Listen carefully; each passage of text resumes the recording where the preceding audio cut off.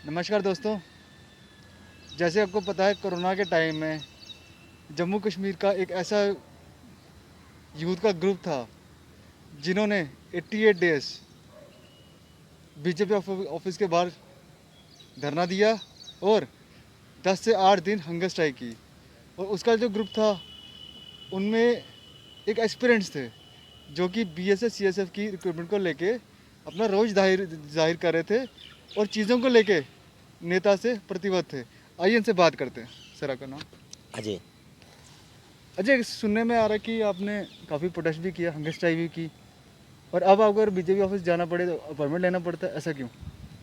Sir ये basically जहाँ तक हमें लगता है कि हमारी डोगरों की सरकार है ही नहीं, क्योंकि अगर हमने अपने ही ऑफिस के अंदर जाना हो तो जैसे ये हमारे पास आते हैं वोट लेने के लिए, कि जब इन्होंने हमारे पास आना होता तब ये बोलते हैं कि ये हमारे डोगर के बेटे हैं, ये हमारे अपने बच्चे हैं, ये हमारे जम्मू के बच्चे हैं।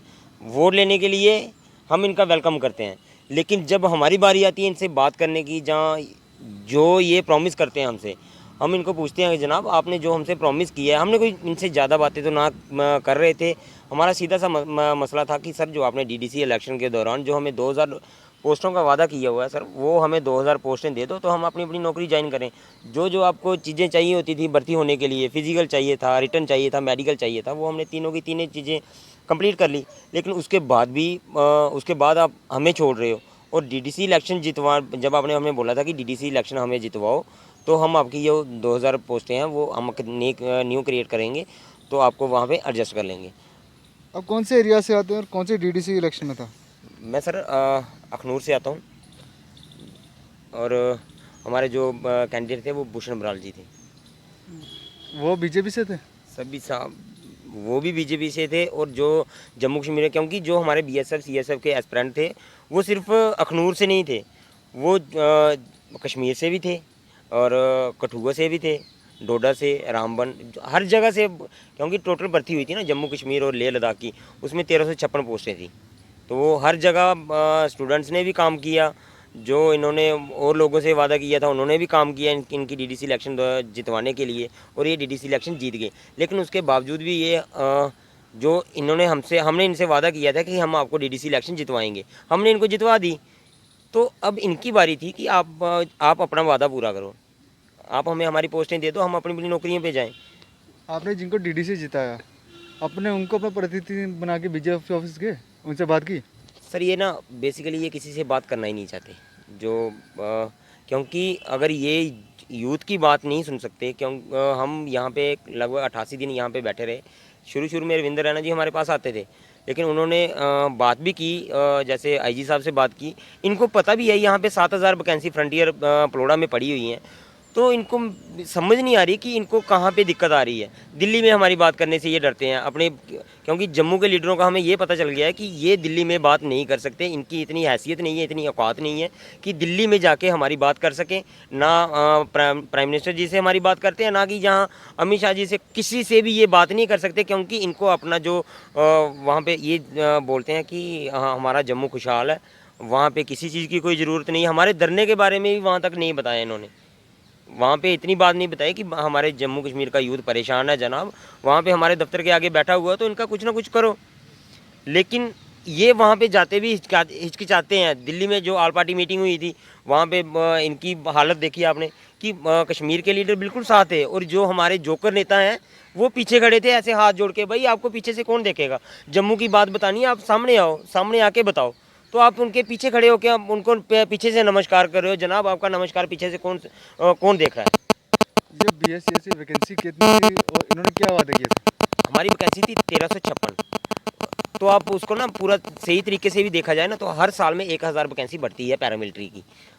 तो 2018 में इसकी नोटिफिकेशन आई थी, 2019 में इसका फिजिकल हुआ, तो उसके बाद कोरोना आ गया, तो उसके बाद 2020 में हमारा इसका रिटर्न हुआ, तो 21 में हमारा मेडिकल वगैरह जो भी होना था, तो उसका रिजल्ट आया। 4 सालों में आप भर्ती कंप्लीट कर रहे हो, एक भर्ती।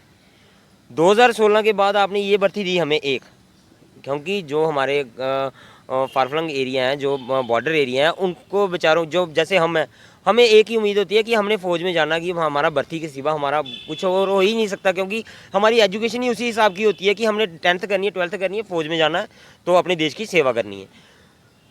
तो इन्होंने सिस्टम वहाँ देखो क्या उसकी जो है ना जो नंबर बोलते हैं कि आपके नंबर कम थे या थे, मेरिट हाँ मेरिट लिस्ट में आपका नंबर नहीं आया। जनाब कितने नंबर चाहिए होते हैं?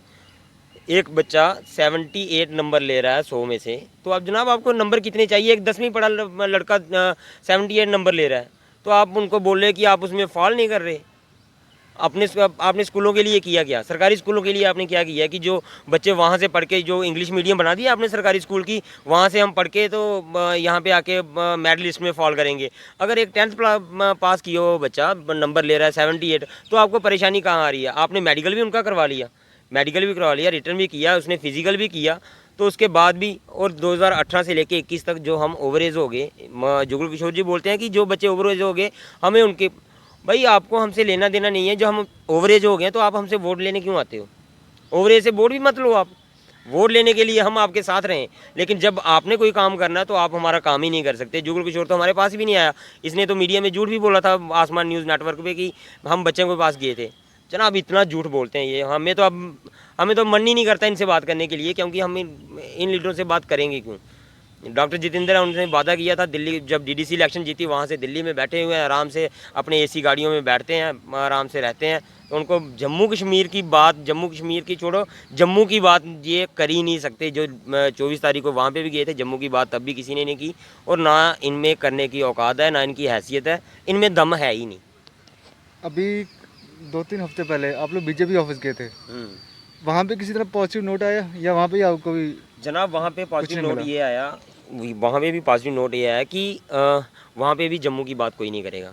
वहाँ पे जब हम अंदर गए थे, हमारे साथ भी कश्मीरी पंडित थे, लड़के कुछ नौजवान थे, वो वहाँ पे गए थे, तो उनको सबसे पहले उन्होंने अंदर बुलाया कि जनाब आप आओ अंदर। उनके कुछ मसले थे, तो उन्होंने आधा पौना घंटा उनके साथ मीटिंग की।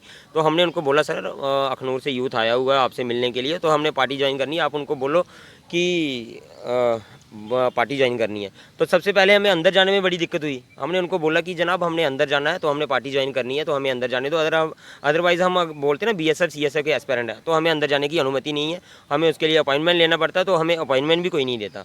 तो हम जैसे तैसे अंदर घुस गए, तो वहाँ पर ना कोई अनुभव शायद ऐसे था नाम, गुप्ता थे कोई, तो उन्होंने हमें बोला साफ तौर पे सीधा मुंह पे बोल दिया, जाओ जनाब आप नीचे जाके नारे लगाओ, आपने यहाँ पे क्या करना है? इनकी अंदर जाने, हमारे जम्मू के डोगरों की ये अभी औकात आ गई है कि हम इनके दफ्तर के अंदर जाएं, तो हमें ये बोलते हैं कि आप नीचे जाके नारे लगाओ, आपसे मिलने के लिए यहाँ पे कोई नहीं है। तो हमें साफ तौर पे बोल दो कि हमारे जम्मू का लीडर ही कोई नहीं है, तो हमें आपके पास लेने आए क्या? फिर अभी आप ओवरेज हो चुके हैं, ओवरेज हो गए जनाब। तो अभी क्या सोचा अभी आपने? अभी जनाब क्या सोचना है,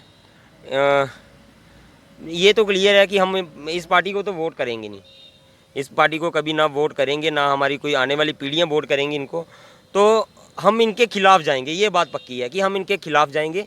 तो और पार्टी के खिलाफ जाके लोगों को बताएंगे कि जनाब क्योंकि चेहरा तो इनका हमने दिखा दिया है, यहाँ इन लोगों को नहीं कोई पकड़ा जाता था। बड़ी टाइम पहले बीजेपी से लोग डरते थे, लेकिन हमारे प्रोटेस्ट करने से एक बात क्लियर हो गई है कि जहाँ भी ये आते हैं लोग इनसे क्वेश्चन करते हैं, हर जगह इनको पकड़ते हैं, क्वेश्चन करते हैं और बोलते हैं कि जनाब आपने क्या काम किया। इनसे ना आउटपुट मांगते हैं कि ग्राउंड लेवल की आउटपुट बताओ हमें कि आउटपुट है क्या। आप कह रहे हैं बीजेपी को वोट नहीं देंगे, तो क्या किसी पार्टी तो नहीं भेजा आपको?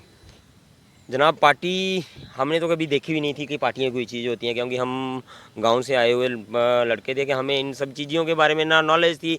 जो कुछ सिखाया बीजेपी वाले ने सिखाया, हमें जो भी कुछ सिखाना था ना इन्होंने सिखाया। बड़े दिन होते हैं, 88 डेज़ बड़े दिन होते हैं, लगभग 3 महीना जो हमारा क्रूशल टाइम है हमने इनके दफ्तर के आगे निकाला, और इनके लीडरों ने हमारी बात तक नहीं सुनी। ये थे अजय जी, जिन्होंने हमें बताया कि आज जम्मू के आम इंसान को भी बीजेपी ऑफिस जाने के लिए एप्लीकेशन देनी पड़ेगी या परमिट लेना पड़ेगा, क्योंकि वो अपने मुद्दों की बात या अपने इश्यूज़ डायरेक्ट लीडर से नहीं कर सकता।